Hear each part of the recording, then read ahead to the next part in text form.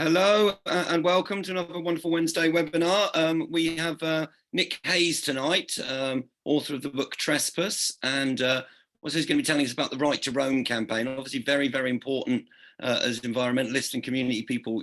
Access to land and land rights, and how we share the space and the land around us. The issues of the commons and things.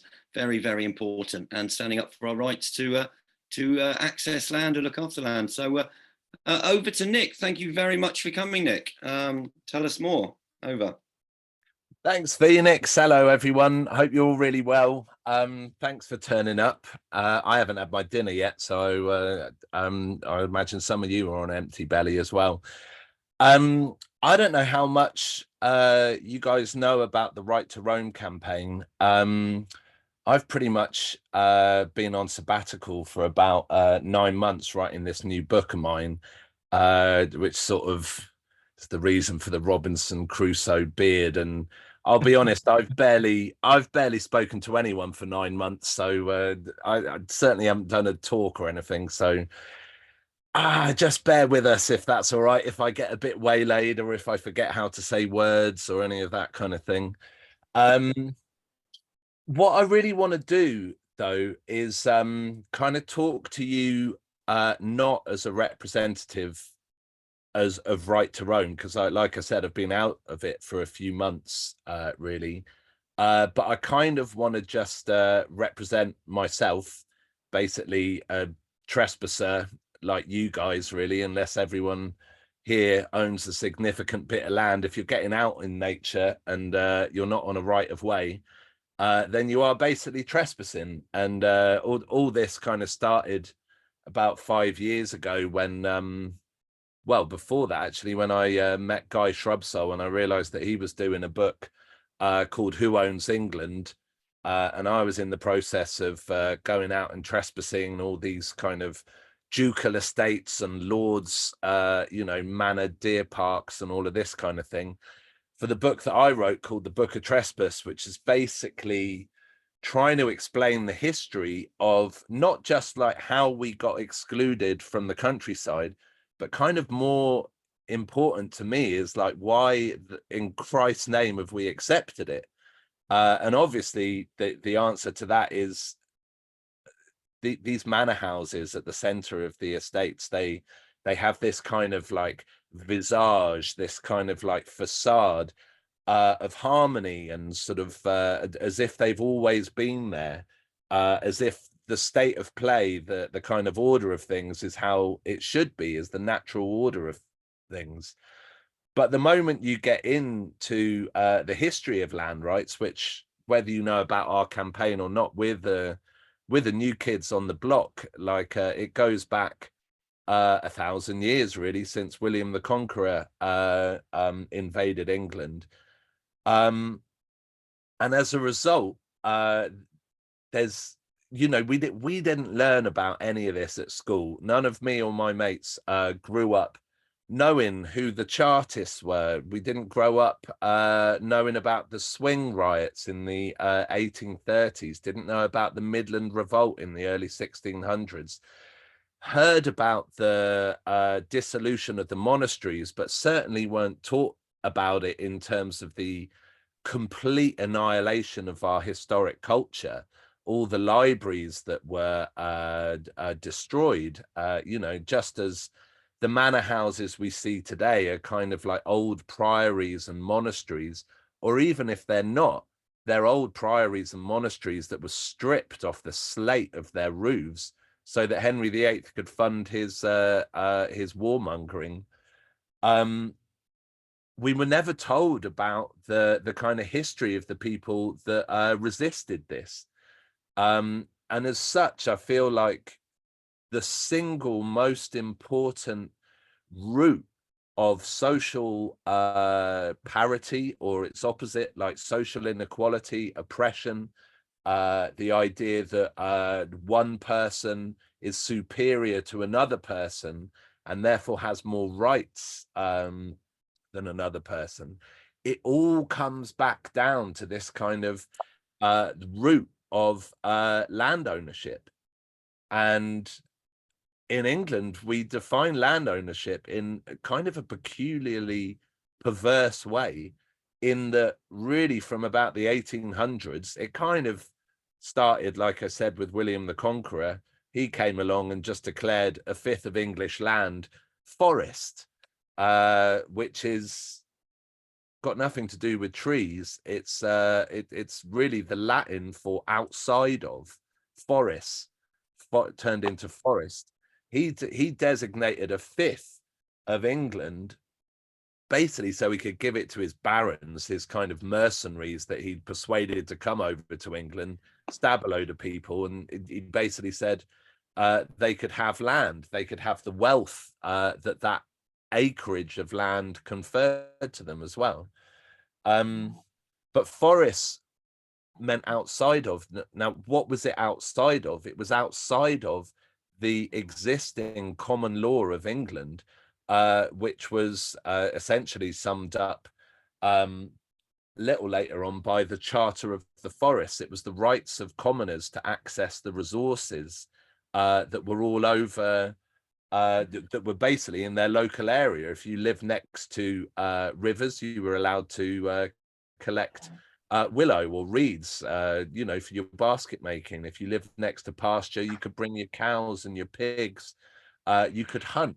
All of these things were considered in England common rights, but all of a sudden the fences went up, basically so William and his barons could breed loads of deer so that they could run after them on their horses and then kill them.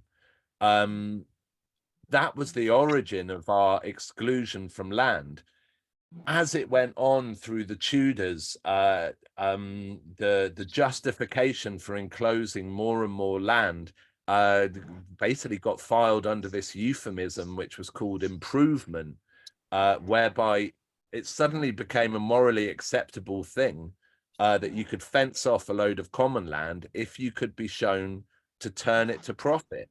If you were ploughing it, if you were sowing it with what turned out to be monoculture, you know, these sort of crops, if you could turn it to sheep, which is what an enormous amount of land pre-Tudor and during the Tudor was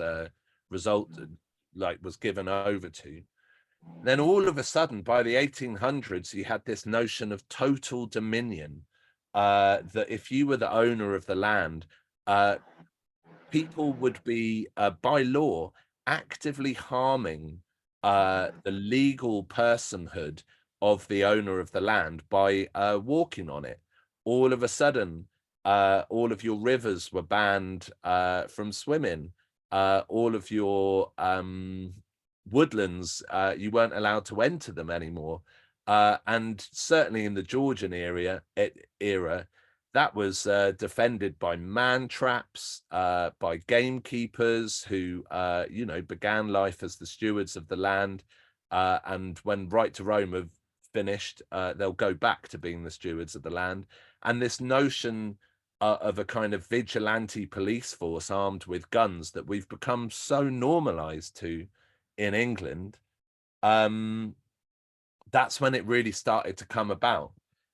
So we set up the Right to Roam campaign basically with the release of the book. That's when our Right to Roam website, that's when we started touting for members. That's when we started, you know, this next wave of trying to persuade to people that the state of play as it is, and currently it's only 3% of rivers in England that we're allowed access to. That's 97% of all other rivers that we're considered trespassers on. It's 92% of English land that we don't have a statutory right to roam over. The English are banned from England.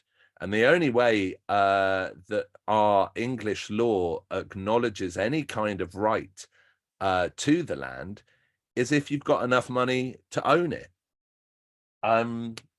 So there've been constant campaigns like the land is ours, going back to the 90s. You know, we're by no means the first people to have come up with this idea that only being able to swim in 3% of rivers is unfair. But over the last 5 years, we've kind of built, in a way, it feels like certainly a momentum, possibly even something of a zeitgeist at the moment. I think COVID came along and did two things. You was only allowed an hour out, to take your daily exercise. And all of a sudden, people realized two things. Like after a month, they'd walk the same bleeding right of way, 28 times there and back, and they were wondering why the rest of the forest or why the rest of the riverbank wasn't available to them. But also they were realizing that how an hour out in nature, we call it all sorts of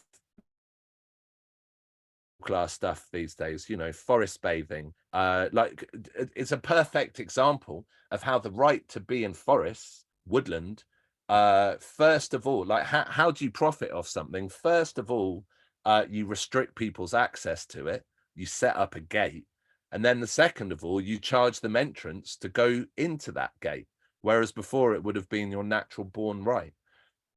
So our campaign was certainly helped by this kind of flourishing of nature connection that happened during COVID. But I'll be honest with you, it's like fighting the orthodoxy. The same old shite keeps on coming up. The would you like it if I walked in your garden? Bearing in mind that barely anyone on the campaign owns a garden, because these days you've got to be pretty bloody lucky to even own a scrap of land outside your house.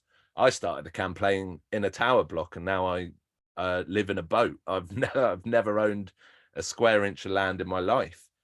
So people always come back at you like, would you want me coming through your garden? And they're forgetting, or they can't see perhaps, that the issue of scale is quite important. Recently, there was a large trespass, about 500 people going on the Bathurst estate round Cirencester. And once again, the Lord Bathurst brings out his shills to speak on BBC Radio, speak on Times Radio, and they're all saying, would you like it if someone lived in your back garden, or came up and camped and walked through your back garden? And even saying the Lord Bathurst has 15,000 acres with which he considers to be his back garden, still doesn't come through to people. There is this sense that owning is in some way equated to the total exclusion of everybody else. So we kept on plugging on. We got about we're about 4 years into our official campaign now, and we've got some sway. It's gone right to the doors of Parliament. Labour are being forced to comment on whether they're going to bring in a right to roam act, and Twitter's non-stop with people talking about dogs, quite a serious issue of dog walkers and the idea of them mauling, or as they call it, worrying livestock. That's an issue. Other issues that come up are litter, time and time again. No one wants to see the systemic background of the issue of litter. No one wants to see consumerism as part of the issue. Everyone wants to portray the public, which they never refer to themselves as this kind of like big other public, as kind of wanton vandals. And people point at crisp packets in the hedgerows, and again, it's like there's something in their glasses. They just can't see the monoculture of the mile-long fields, the monoculture of glyphosated wheat fields that are acts of extreme ecological vandalism on the forest or the natural wildflower meadow that was there. And then recently we've had this state of nature report, which basically showed that England, but for Malta and Ireland, I think, has the lowest biodiversity, or the steepest decline of biodiversity in Europe. But also, and it's not just us making this correlation, the largest proportion of nature disconnectedness. Fewer people in England are connected regularly to nature. And Right to Roam have been starting to make the point that, like, let's turn this theory on its on its head. Uh, let's at least for a second start to question this idea that by owning nature, by seeing trees or seeing areas of a meadow as something that you possess, surely that is the thing that has led to people being able to use natural well, we'd call them spirits, really, but we'll get onto that, this idea of a more sacred relationship with nature. But the idea that you can own something by paying for it, which is pretty bottom dollar orthodoxy in our Western culture at the moment, has directly led to people mining, to people clearing, to grubbing out the roots of woodland, to converting things so that they can squeeze it for a bit of coin. If you look further abroad, if you look beyond this kind of European agrarian philosophy, if you look to indigenous cultures, say maybe Aboriginal Australians or the Maori or Native Americans, which is who I'm writing my book on about at the moment, because it's connected to the estate that I'm currently moored to. And more on that later, that sort of connection between decolonisation, reparation, and ecological repair as well, that that we have a strange relationship with in England, because obviously we haven't faced the culpability of what the English did to the rest of the world.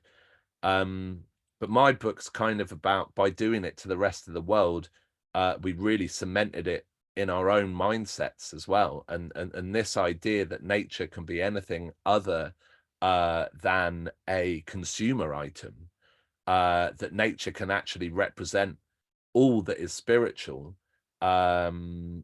is something that we have to look to other cultures to try and begin to understand.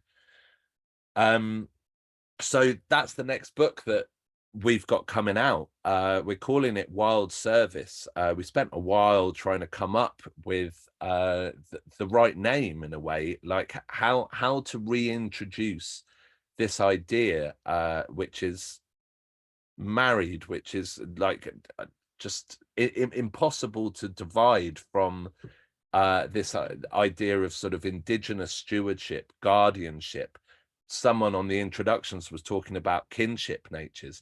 How the hell do you try and reintroduce a notion of kinship, of animist ideals, or even try to explain to people what animism really is? Or before even explaining it, how do I begin to understand, in a world that sees trees as long pillars of sellable timber, that sees rivers as a quick fix option for sewerage, when the shareholders refuse to, update Victorian sewerage networks? How the hell do you start explaining or understanding concepts such as animism when there's this brick wall in the way, literally the brick wall that divides you from experiencing nature as it is, but also a kind of conceptual brick wall that in terms of animism, in terms of kinship, was introduced by paternalistic, very surface value kind of anthropology from the Jesuits and the missionaries that were sent out there, that basically, in a very patronizing way, saw it as a kind of primitive mentality of talking trees and rivers that could communicate back to you. And on a personal level, I've, reading Western philosophers such as Tim Ingold, but reading say Tyson Yunker Porter, who's got a couple of books out now, Aboriginal scholar. Bit by bit, you start to realize how much of our understanding of the other world, or of a world outside of Europe, has been based on projection, has been based on the fear of that is basically the root source of supremacy and notions of superiority, is a fear of ignorance, of not being able to, or not even spending enough time with other cultures to really grasp what kinship meant. And one of the chapters of this new book, Wild Service, is called Kinship, where one of the workers for the campaign, Harry, talks about his experience. He works for Survival International, so they have contact with indigenous tribes, specifically Papua New Guinea. His experience of trying to get to grips with what kinship is. Another chapter's called Reciprocity, that crucial exchange of value. Fundamentally, this new book that we're releasing is trying to push the notion, the supremacy of ownership as the prism through which we see all interaction with nature, trying to push that back and trying to kind of feel in the darkness for some kind of older relationship that we had with nature that is premised not on ownership but on belonging. And belonging is this very active thing. You can belong somewhere by learning about it. You can belong somewhere by caring for it, by stepping up and defending it when people are looking to destroy it. But what's crucial is this idea of relationship. And it's then that you get into, or personally, when I've been researching, say, Lakota or Blackfeet, kind of on the Great Plains tribes and nations that were in North America, pre-European contact. It's then when you realize that there's this kind of flip on your understanding of what property is. Property is not what belongs to you. It's the relationship between what you belong to and yourself. And obviously, we're not going to, or maybe we will get into it when we throw it open to chat. But really, it's time for the Right to Roam campaign. We've always seen access. I'll be honest with you, I wrote my book about trespassing, and by time the book was not even published, by the time it was with the editor, I was just sick of talking about trespassing. Like all the radio interviews and all of this kind of thing, they would say, so you think it's your right to trespass, and to try and explain to people that it's not your right to trespass, it's your right to walk in woods without some superior power labeling it as trespass, was actually a really difficult thing to do. But I think after 4 years, we've beginning to see the tip of that actually a lot of people, either we've been saying what a lot of people have been thinking their whole lives, or to another demographic, we've kind of helped the scales fall from the eyes, that the word trespass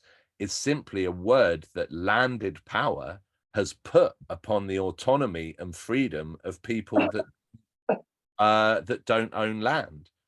And the question that maybe we'll cover a bit later on is how far do we have to keep explaining this, or is it enough?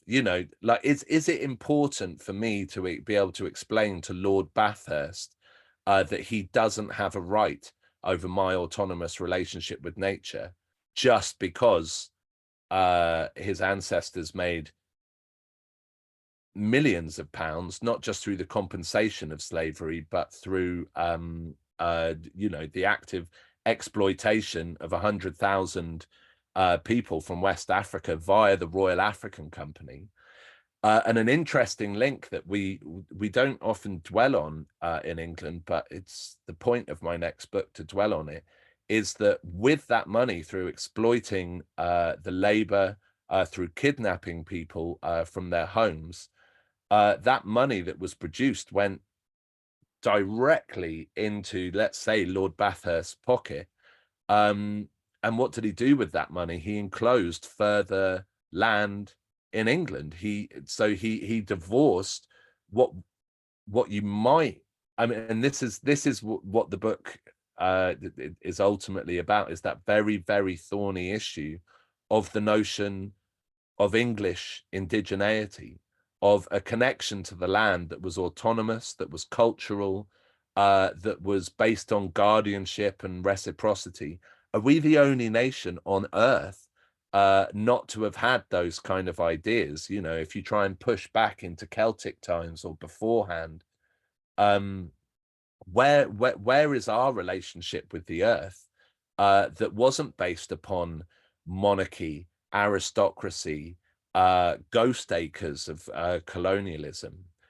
So what we're trying to do with World Service is to try and, you know, push open that Overton window and say, look, access, it's got nothing to do with the Ramblers. It's got nothing to do with lightweight aluminium ski poles, Gore-Tex waterproof trousers, all the shite you can buy from Blacks and North Face kind of thing. It's got nothing to do with this bastardized, watered down relationship with nature that we call recreation or the leisure industry. Access is the absolute prerequisite for the condition of the experience and connection with nature that all peoples on earth once had, and that is crucial for us. This is the real nubbin of the point of the Wild Service book. Only once we've reclaimed our right to belong can we remember the responsibility that we've always had to nature, which is to defend it. When they took away our right to access, when they took away our right to make craft, to perform culture as a direct connection and reverence of nature, basically enclosure, when they started transporting us for or hanging us for doing what our ancestors once did, when they took away that right to access nature, they took away our responsibility to stand up and care for it, which there are so many. So, I mean, Otmore, I don't know if anyone's round the Oxfordshire area, but there's an amazing book called Imperial Mud, which is about the draining of the fens in between the 1600s and 1800s up in East Anglia region. And it's interesting because it was written by an Australian academic who is kind of performing a kind of work of anthropology on English people. It feels like reading it, it feels like maybe a kind of refreshing perspective on Englishness, to have it dissected anthropologically. But the idea was that because people had a relationship with the land, they hunted, but for self-subsistence, not, you know, as modern hunting is today, shoot a bag of pheasant and then dump it in a pit to let them rot. They made craft, they made culture, they had a relationship with their local area. And the same was true in the Otmore marshes, which are around Oxfordshire. So when people started to enclose it and they started to put fences up, the notion that people would gather as a community that already had this ancestral connection with the land, it was obvious that people would stand up and resist someone trying to privatize their common resource. But now it's kind of tough for XR to persuade people that now live in cities that nature is something that it's their responsibility to step up and defend. You know, you can pay 15 quid a month to the RSPB and you can get your supporters pack, and that kind of feels like you're doing enough. But then actually that brings us on to another, like Nadia Sheikh, one of the sort of co-lead organizers of the Right to Roam campaign. She's written a chapter for the Wild Service book called Recommoning, which completely, from her 10 years experience working with the RSPB, flies in the face of this idea of, say, the NEP estate, the rewilding fad that is going on through our aristocracy. It used to be that you bought a couple of peacock for your grand lawn in the manor house, and now you buy a couple of beavers so that you can tell people that you're rewilding. But the truth is that without recommoning, without bringing humans, communities, local culture back onto the landscape as well, you are just perpetuating that notion. You are ingraining that notion that nature is something other, something separated from us by a fence, by a list of rules, that have not been created horizontally by an autonomous community able to create its own customs and law, LORE, but by the people on top who reckon they get to decide it. Phoenix, you're waving, and I see it's like 20-8. I've banged on. I mean, I think it's such an interesting subject. People are probably up for a bit of rollover, but say what you want to say, and then we'll do some questions and things. But absolutely fascinating. Makes me think about Breton law, what we found about in Tara in Ireland, and how we all think the world's English land law, but it isn't actually. And lots of other cultures had kinship and ways of sharing land across peoples. But say a bit more. What do you want to flow? And then we'll go to some questions. I don't mind, going on till 10 past. quarter past, and we're gonna, once we finish recording, we're gonna, anybody wants to stay around and wants to chat about some land issues or anything they want to chat, that's good.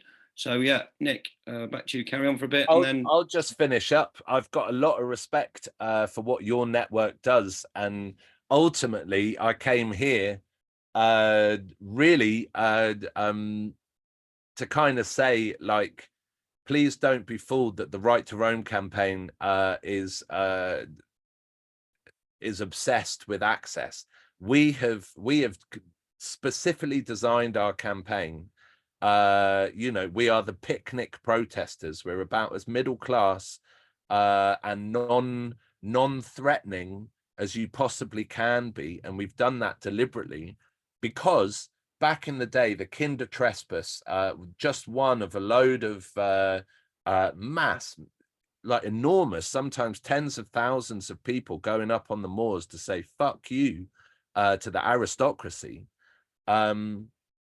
presenting themselves back in the 30s as socialists, anarchists, communists. These days, me and old Shrub Soul, back when we were talking about this, we were like, we'll just get, people say communist like it's an insult.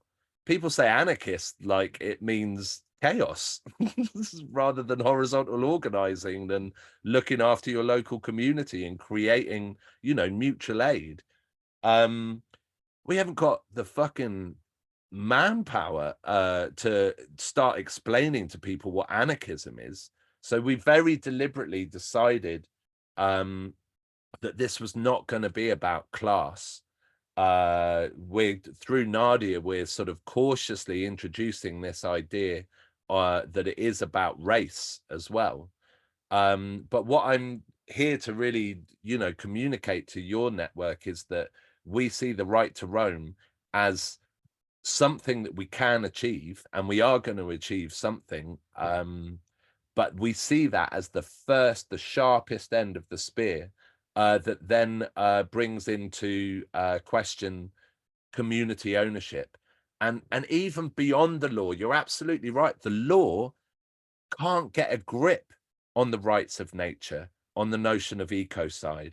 It can't get a grip like Breton law. I learned about that through Blind Boy, through his podcast, brilliant Irish rapper called Blind Boy, that was talking about, you know, back in the day, it used to be illegal to kill white butterflies via Breton law, because white butterflies were believed to be the souls of departed children. Now that's just one card off the top of a pack of an example of how myth and legend and lore and storytelling and deep personal connection, familial connection with nature, is a horizontally constructed set of codes of reciprocal relationships with nature, that crucially are what Tyson Yunkaporta calls good story over bad story, because they are for everyone and everything. They promote abundance and diversity, not just on an ecological level, but on a cultural level. So yeah, I want to throw it up to you guys now.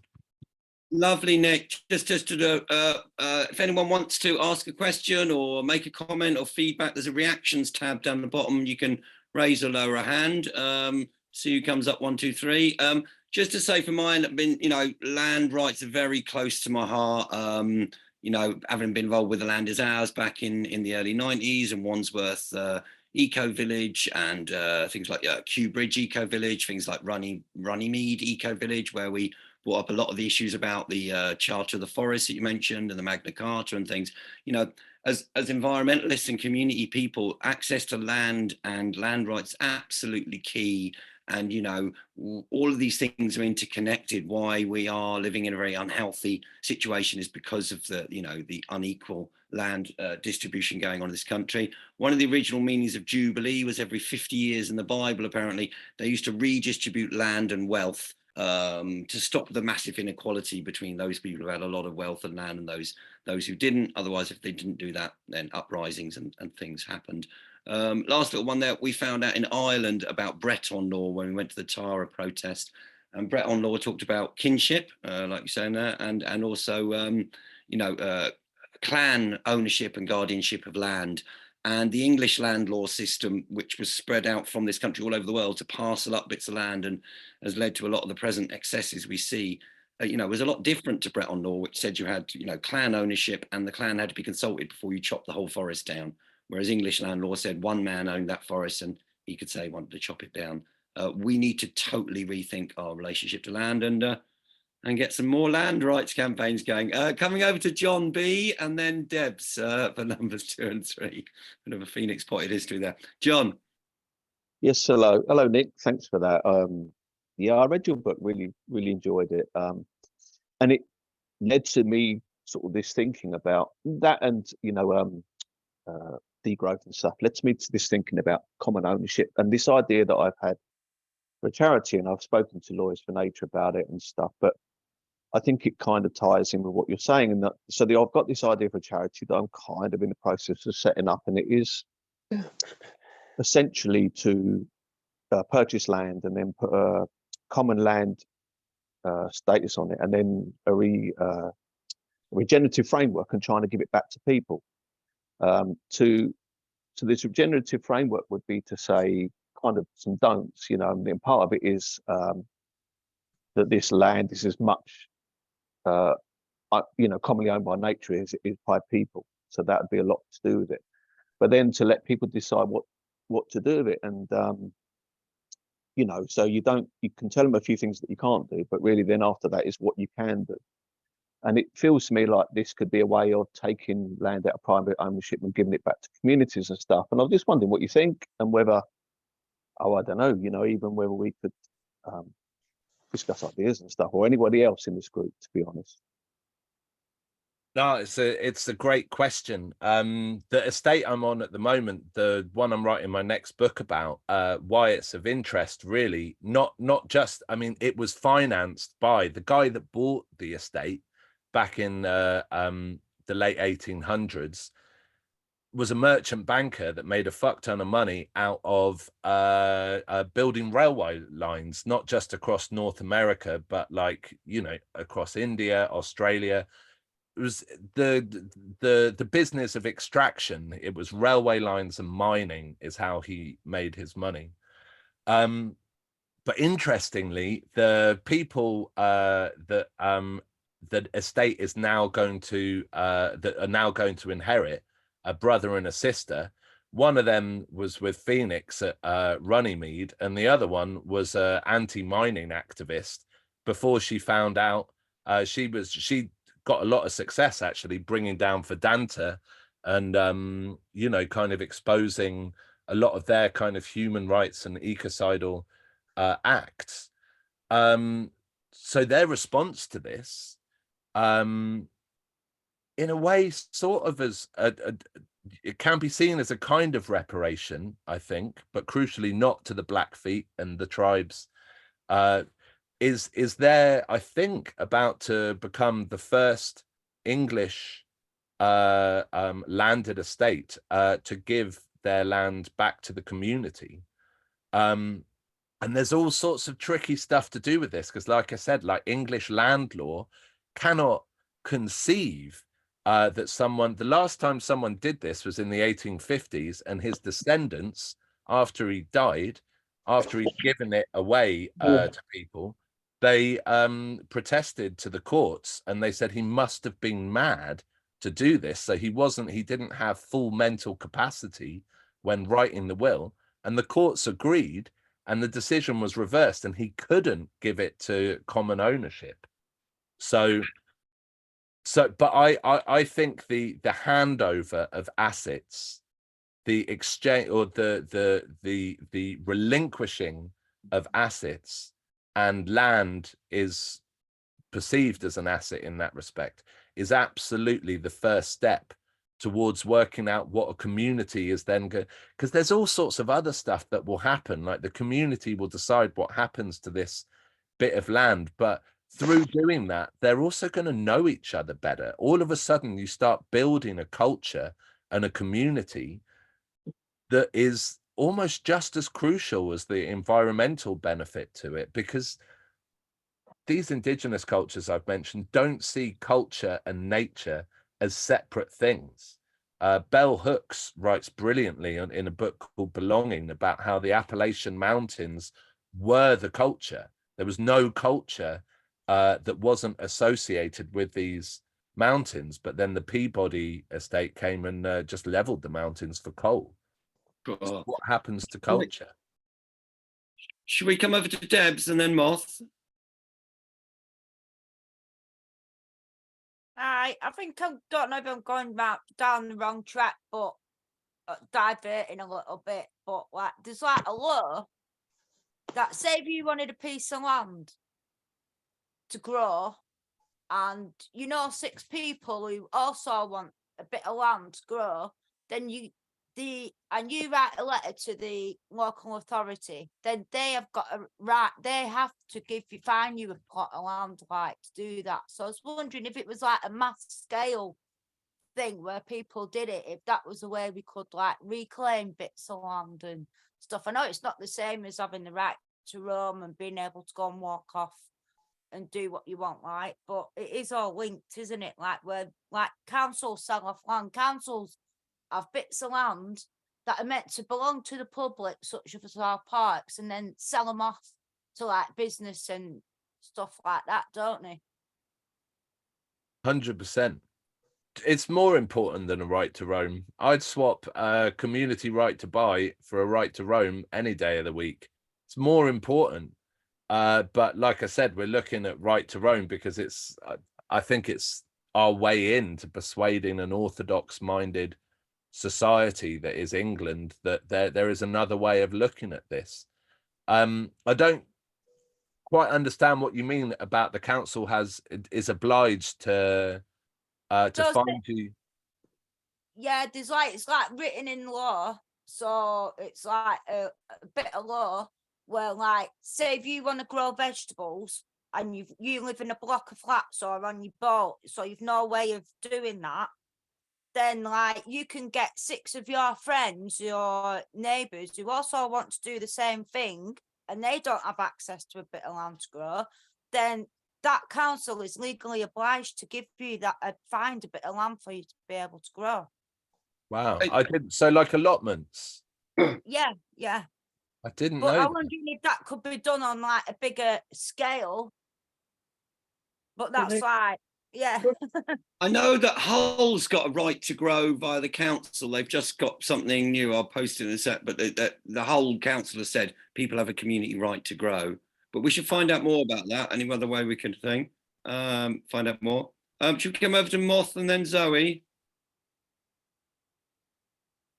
Hi. God, I'm going to go a bit radical here. So I don't know whether you can answer this question, but I really loved what you were saying about wild service and you know, these indigenous ideas of kinship and reciprocity.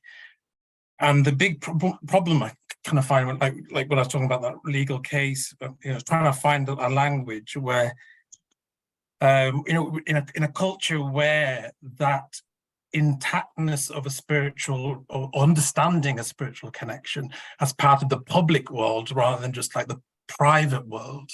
So, you know, after the European wars, for example, like, you know, all these religious wars that happened in the European place, that when there was a sacred realm, you know, you had the divine right of kings as the sacred realm that would be the oversight over the, you know, what's happening in the material realm. So there's a kind of this oversight sort of understanding.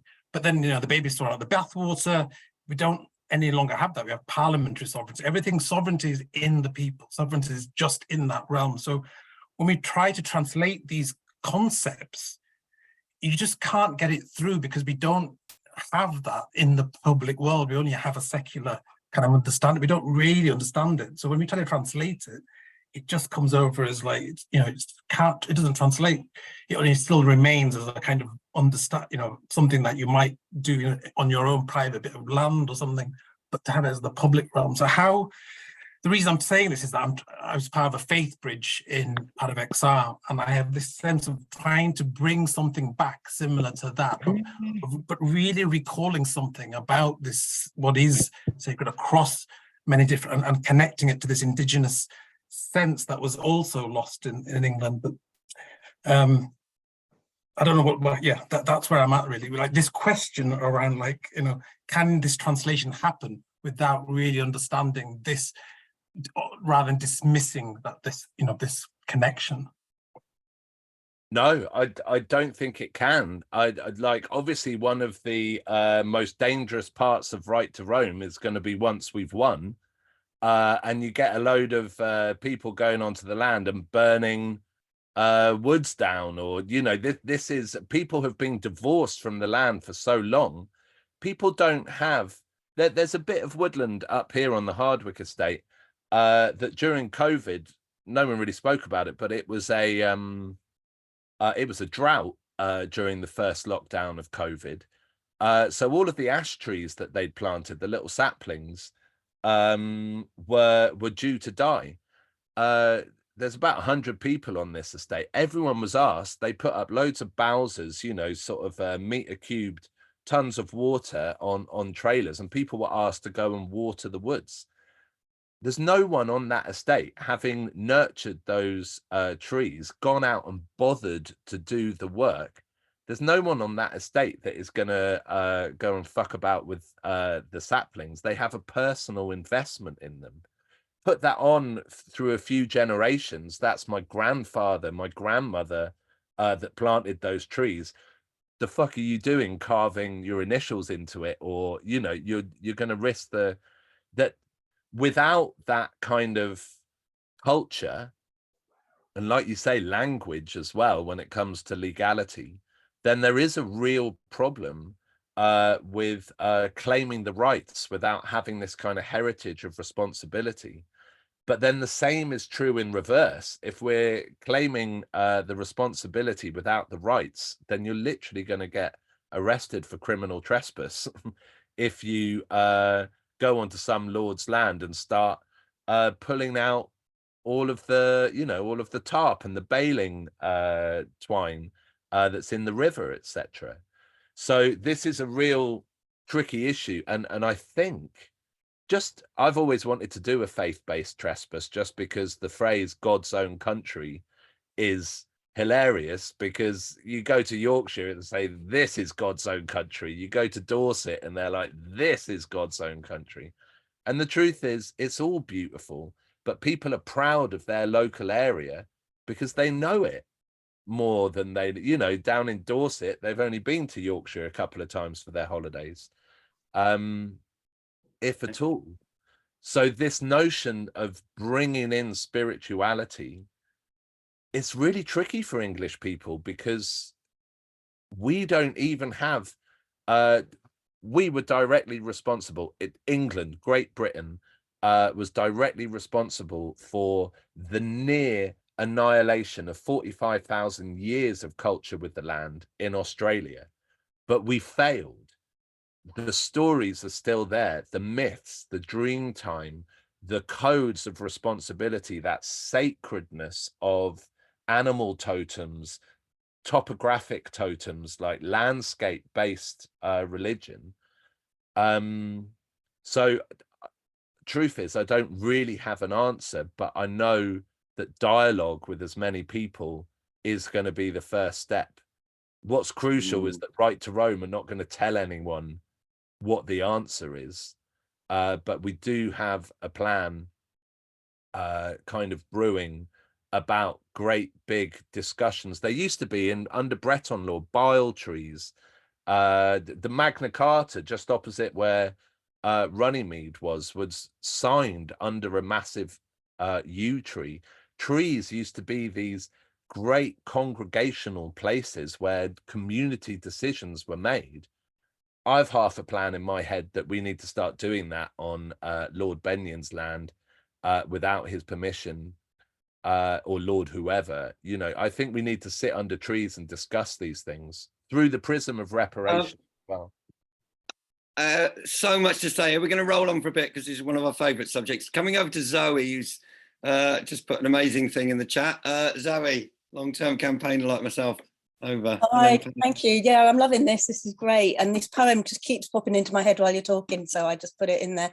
And there's a great image of it if you look it up online. It's just on a poster on an ordinary London street corner, on like a billboard, and it just speaks to all this. But what I really wanted to say was, well, several things.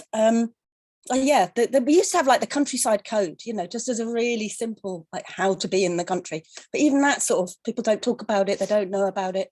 And like, even just beginning to ease back into that sort of thing, just having a knowledge about closing gates, about dogs and domestic animals and things like that. But I really wanted to ask about the name of your book. I think it's a great name. Since you said it, I've been really thinking with it. And so like there's the wild service tree, yeah, sign of ancient woodland, and yeah, apparently the berries were called checkers and they were really sweet, and like that's the Prime Minister's countryside place. There's but I'm also thinking about it in the context of ecosystem services and the whole commodification of nature, and I'm just wondering if you could say a bit more about what you're thinking and why you called it that. Totally. There's a wild service tree on the estate, and it's beautiful. And the more I learnt about it, the more it represented not just, well, it represented a variety of service. So you've got that thing, that kind of ecumenical, that church service, that ritualistic, you know, sort of ceremonial side of it, which I think is crucial to the culture that we're trying to create. But you've also got bog standard service, like sorting it out, whether you're planting trees, whether you're cleaning rivers, whether you're testing water samples.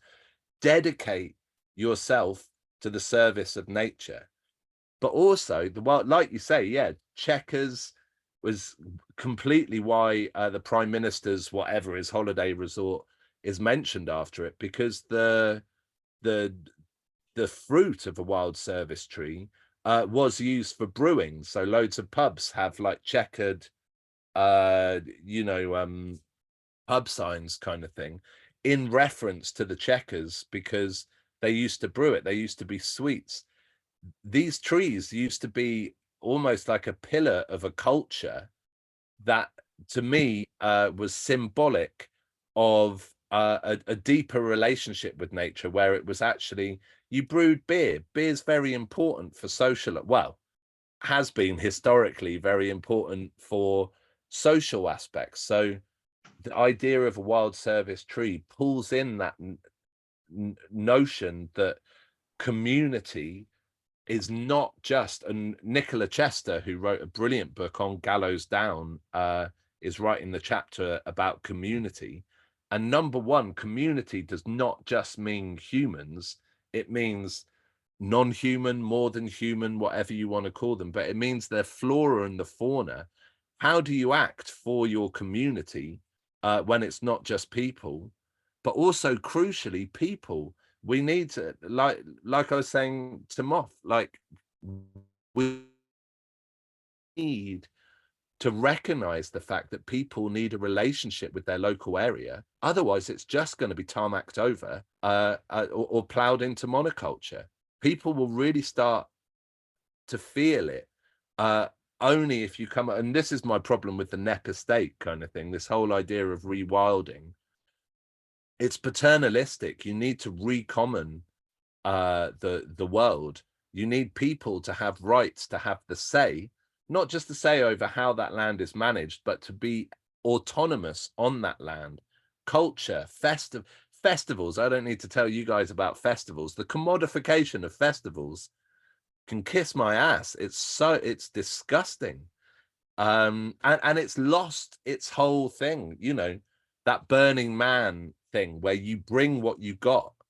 And you're just, you know, the white horse was scoured for 3,000, 4,000 years, you know, cleaned, like created in the Vale of White Horse in Oxfordshire. And people put the service into doing that, quite hard work, like crushing all the chalk, because there was jugglers, there was food, there was beer, it was 30,000 people turned up in 1857 to do it. And that was the time that the landowners said, no, that's enough. I'm putting my foot down and you're not allowed to have a festival here anymore. But it was a festival of care. Wow, that's a story. I love that one. I'll retell that one. It's Paolo, and then Zoe's friend Bex has got some question or input, feedback. Over. Just wanted to, because I'm in Germany, and some interesting stuff which is happening actually right now. Can you hear me? Okay. Yep. You can hear me. Is about, it's not nationalization, it's socialization. It's something in the German Constitution, maybe you know it, Article 15 says that land, natural resources and means of production may for the purpose of socialization be transferred to common ownership. It's in the German Constitution. They've actually acted on this. Recently they had a referendum in Berlin to take away the property rights of the largest land owning or flat owning public corporations. They won this referendum, so legally they should transfer all of this property, 3,000 flats or something in Berlin, into public, but of course that's being fought in the courts. But the idea of socialization, they call it Enteignen in Germany, which is a bit more like taking the ownership, private ownership away, is very much there and is very much in connection with well, solutions to the climate problem. In short, you know, I mean, that's the way that a necessary step seen by. Just thought I'd throw that in because there is this weird thing in the German right socialization. I've just written that down. I didn't know anything about that. Half my family's from Austria, so I feel very connected to that kind of Bavarian, you know, that sort of Munich, Austria kind of thing. That's where a lot of my heart lies, actually. But I didn't know that about Germany. I appreciate you saying that. Could you put in the chat what the German word was? Enteignen. Yeah, Enteignen. So Eignen. Yeah, eigen means own, so take away ownership. And a lot of people think it means nationalize. It doesn't. It means socialize. It's a different idea. But anyway, okay, I'll write it down. we need to look at other countries and their examples, because it isn't the same as English land law, and there are many other different ways of looking at and relating to land. Bex, I think, was Zoe's hand up. Bex got a question, and then Stephen Mandel and a friend.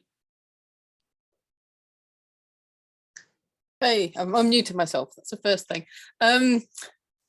So I'm kind of a comment, I suppose. I'm doing some research around kinship views related to floating wind in the Celtic Sea, because I'm looking at how would you cultivate this kind of ecocentric culture in respect to the fact that we're actually going to places like the Celtic Sea or into offshore areas, and kind of almost doing a colonizing, extracting thing as well, despite the fact that actually, we see this idea of renewable energy and decarbonisation as obviously a very positive thing of moving away from fossil fuels. But on the other hand, we're also doing that same role of going out, but now into this space, which is from a sort of ecocentric or kincentric worldview, a space which is at the moment, occupied by nature, not necessarily by humans. If you term ourselves in a human nature kind of, or more than human and human, but creating that separation, which obviously lots of people wouldn't identify, and lots of indigenous cultures wouldn't identify that separation. But so what I'm curious about is I'm trying to look at using acts of care, so but also imagination, to look at how could we indigenize ourselves, I suppose, redevelop those almost micro relationships on the coastline, because we sort of don't have access, but it's almost like land grabbing is happening in the sea in a way as well. That's a really, really good point. Actually, we need to think land, sea, and air. I did read something recently about the one culture talking about the commons of the air and the sea.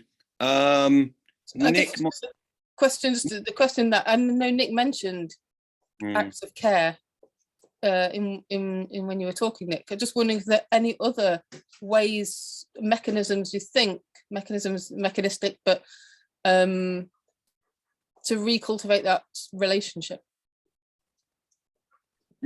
Nick might have had an internet issue for a minute. Do you want it? What's this? Did you get some of that, Nick? It's about if you could repeat the question, I'd be great. Yeah, I heard the tail end of it.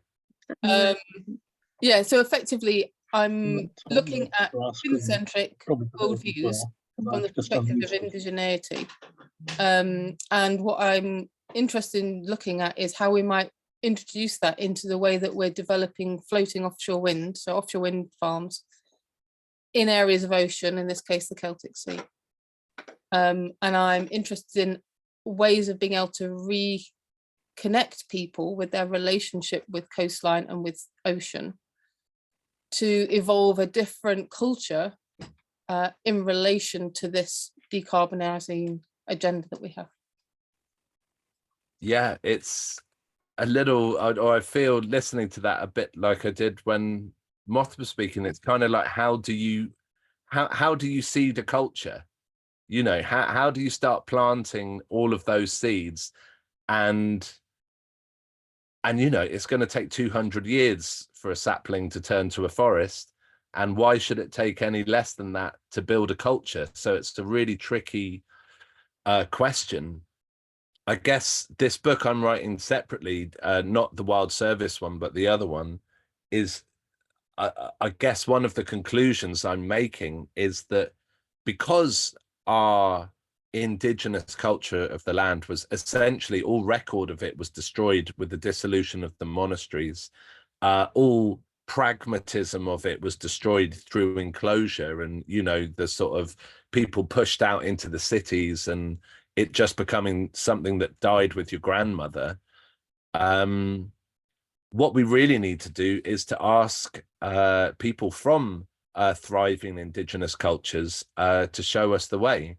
But crucially, you can't do that without an apology, without the beginning of reparations. And I've been looking into how active Britain has been in actively blocking apologies from the EU, from you know, if you listen to the royal family, what their comments are versus what CARICOM and kind of Hilary Beckles and the kind of Caribbean reparations movement are demanding, the shame that I feel, that or the frustration that I cannot ask an indigenous ally for their help when my government is not just ignoring it, but is actively pushing it away and blocking other European nations from doing it as well. What do you say to that? I don't really have an answer, I'm afraid.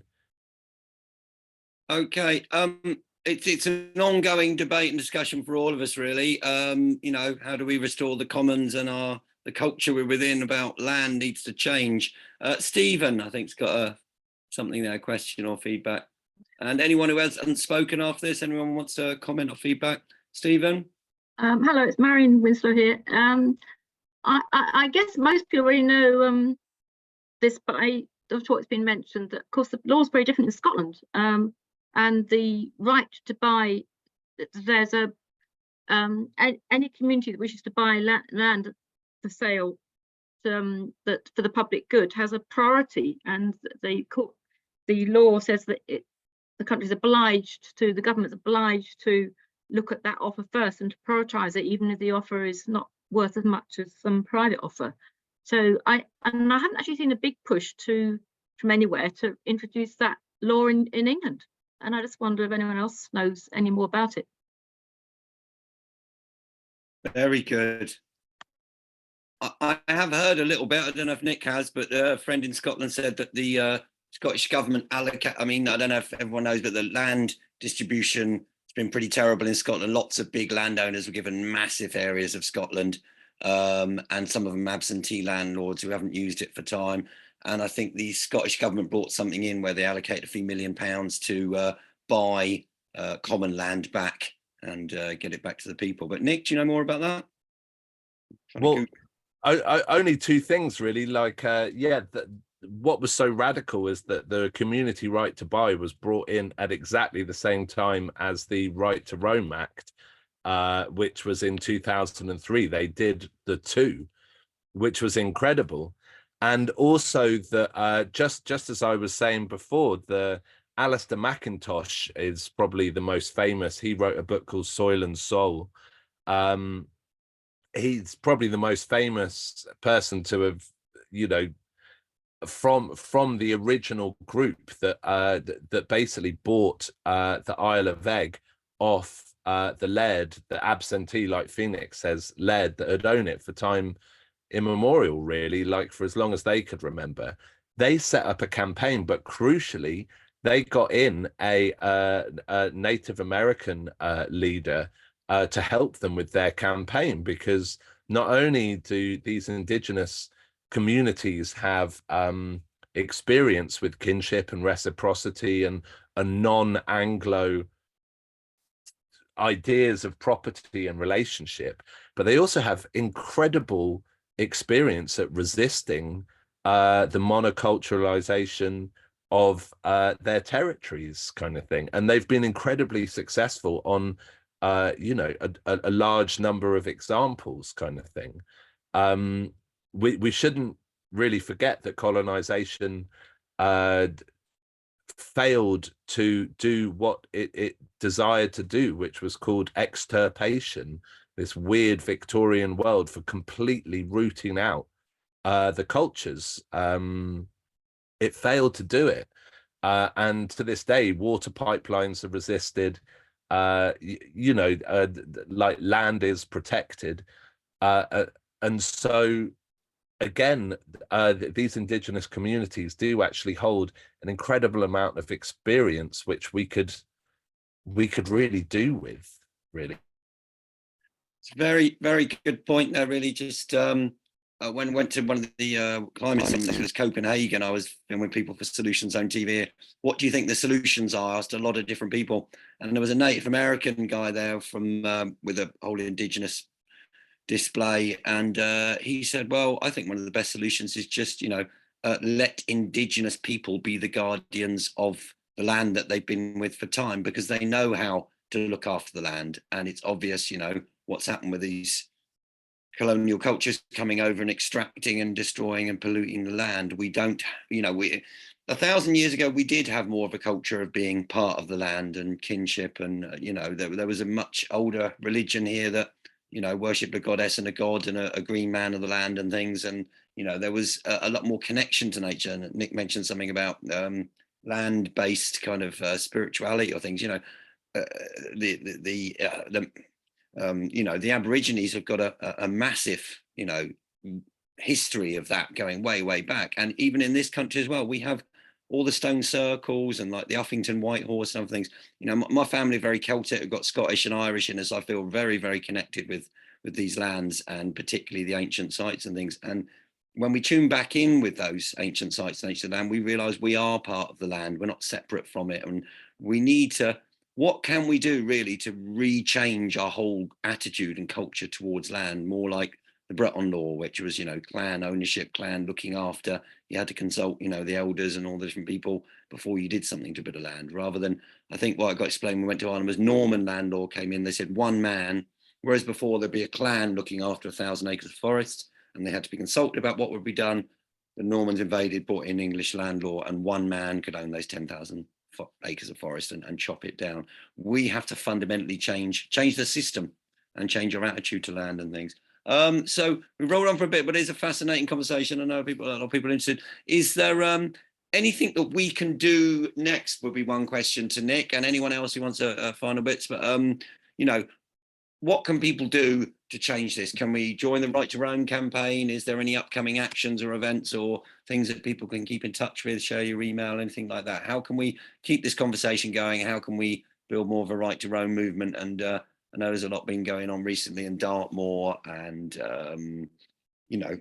bringing these issues up is really important. We have to keep going. So yeah, anything else people can do or link up with, Nick? My honest response is that I feel like we as a campaign are catching up with what you guys are doing. We would love your support and your momentum and your experience to push us over the line. But crucially, it's going to, what we really need is occupation. Like the Right to Roam campaign are a very, we're considered the radicals amongst the ramblers and all of that kind of thing, but we are incredibly, we water ourselves down, we water our messages down so that we don't put off people that are scared by words like anarchism and stuff. You lot are less than scared about words like anarchism. You've got a load of experience under your belt. So I'm not saying we need to decide anything now, but we need a more radical movement for the land that would allow greater space for ideas like the right to roam to become obvious, whilst more radical ideas can be pushed forward, such as reparation or community land ownership, or land value tax, another big one. So direct answer, I'd like you all to get in touch a bit later on when I finish writing this book, and we can talk about occupying deserted mansions. But I've got one or two ideas in mind. Beautiful riverside access. You'll not find a more beautiful house to live in. Completely empty ghost houses that are across England. It's time for something really, really big to happen, like it did in the 90s. And one of the reasons I have so much respect for Phoenix and Indra and that whole crew, it's time for occupations. It's time for people that know how to build a long drop toilet to get involved, basically, I think. Dig in for victory, Nick. You know how to chat me up. I get very excited now. He's been talking about empty buildings. We really need, this really needs a big campaign that everyone gets behind. So, you know, keep in touch with the Right to Roam campaign. And Nick, I don't know if you've got a contact there you want to share with people, but, you know, I think the model that with the Movimento Sem Terra in Brazil, They are a movement of kind of landless workers and peasants, and they would get together with a load of trucks and kitchen equipment, and they would just go and occupy a whole bit of land with, you know, 1,000 people and start digging it. And you know, we need this conversation. We need the direct action. We need to get organized. We need funding, get some trucks and some kitchen kit, and go and dig in for victory. We are fighting new laws that say any more than 2 traveller vehicles is an illegal encampment, which is absolute draconian tyranny in my book. And you know, all of these laws need to be challenged. It's mind magic, it's headology. When I read, you know, in Nick's book, there's a beautiful bit about, you know, him and his mum are walking somewhere, and this man turns up on a quad and says, "You're trespassing."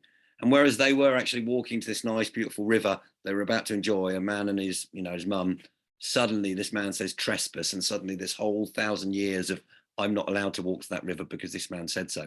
You do have a right to go. It's an ancient right. It's an inalienable right to walk across this countryside, and don't let anyone tell you any different. And even if they do say that trespass word, you're still allowed to go there. And trespass is a civil matter, unless you are swearing or stopping people from work, in which case that goes into a new law they brought in, which was aggravated trespass. You are allowed to walk across land, as long as you're not directly right in someone's small bit of garden. You know, we need to reassert our rights, really, and go as groups of people and reassert our rights. I've seen people at rainbow gatherings camp with hundreds and hundreds and hundreds of people, and they say, we're going to stay because, you know, we believe we've got the right, and they stay long enough to persuade the local people to all be friendly.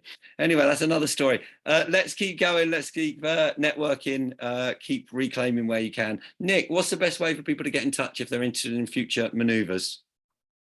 Probably through the Right to Roam campaign, righttoroam.org.uk. That's probably the best way, whilst I still hermit to finish this next book.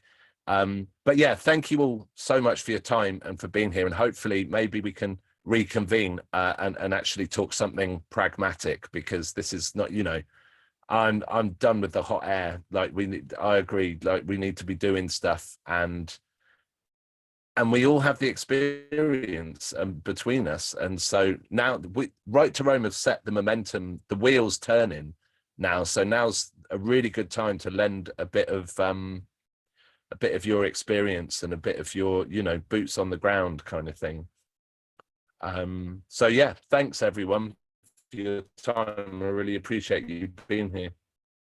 All right, so pop your email in the chat if or direct message me if you haven't got one already for CEC updates. We'll also, I'm sure, if something happens with some land visitations, you'll get an email as well. Let's get excited. Let's make things happen. Nick, thank you so much for coming. That was inspiring. And you know, when you're out from writing the next book, let's make a plan, and let's get together and make some things happen. I'm just going to stop the recording there, but people are